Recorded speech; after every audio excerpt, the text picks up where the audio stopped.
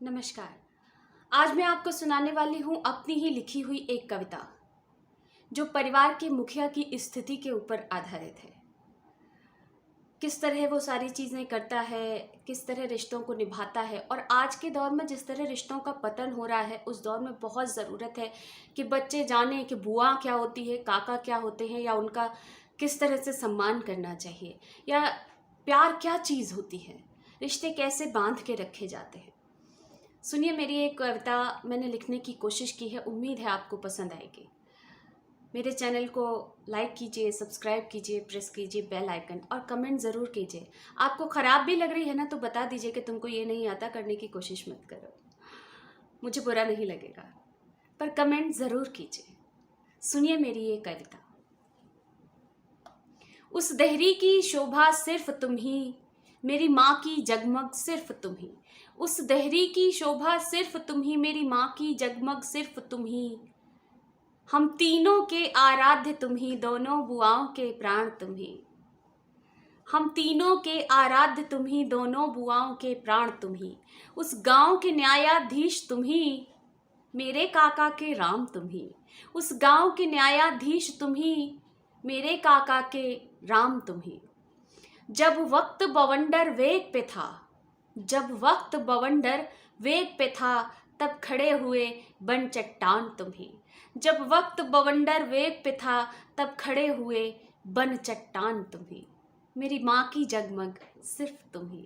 हम तीनों के आराध्य तुम ही, दोनों बुआओं के प्राण तुम ही, मेरे काका के राम तुम ही। श्री तेज ने रखा नाम अजय, श्री तेज ने रखा नाम अजय, वाकई हर संग्राम में रहे अजय तुम्ही। श्री तेज ने रखा नाम अजय, वाकई हर संग्राम में रहे अजय तुम्ही। दोनों बुआओं के प्राण तुम्ही, मेरे काका के राम तुम्ही। जब रिश्ते उलझे जाते थे, सब बिखरे बिखरे जाते थे।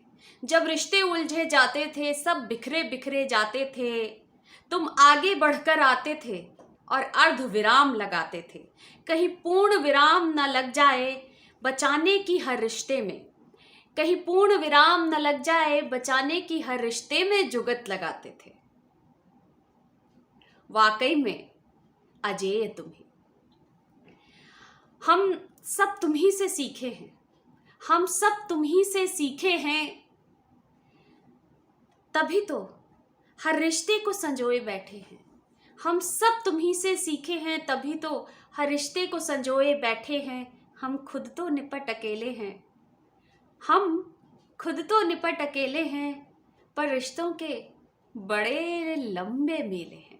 हम खुद तो निपट अकेले हैं, पर रिश्तों के बड़े लंबे मेले हैं। जो परिवार का मुखिया होता है ना, जिंदगी भर सबका बोझ सहता है, लेकिन जब आखिर में उसका बोझ सहने की बारी आती है या उसकी जिम्मेदारियां उठाने की बारी आती है, तो सबकी जिम्मेदारियां हो जाती हैं और वो अकेला रह जाता है। सच है ना ये बात? लाइक कीजिए, सब्सक्राइब कीजिए, प्रेस कीजिए बेल आइकन।